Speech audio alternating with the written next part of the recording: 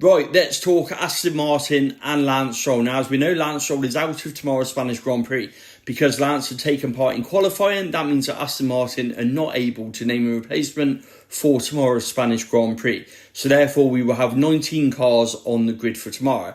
Now, with regards to Lance Stroll undergoing surgery, what they've said is it's a procedure, and they haven't alluded to what that procedure is or how long we can expect Lance Stroll to be out for. Now, naturally, we've got calendar in 2 weeks' time, and if Lance Stroll is missing, then Aston Martin have two reserve drivers in Felipe Drugovich and Stoffel Van Dorn, who they can call on.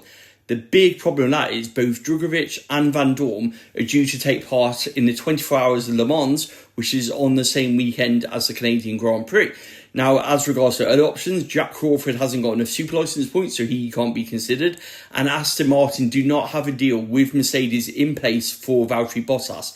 We know that McLaren have a deal in place for Valtteri Bottas. If they need him as a reserve driver, they can obviously call on Valtteri. But Aston Martin, even though they are supplied by Mercedes engine, no such agreement with Mercedes does exist currently. Could this be negotiated? Of course it could. And likewise, either Stoffel Van Dorn or Felipe Drugovich could be pulled from the Le Mans 24 Hours if Lance Stroll is not available for calendar. So plenty of options, but just a word of warning, this one might not be sorted yet because there are some calendar scheduling problems that are also on the horizon for Aston Martin.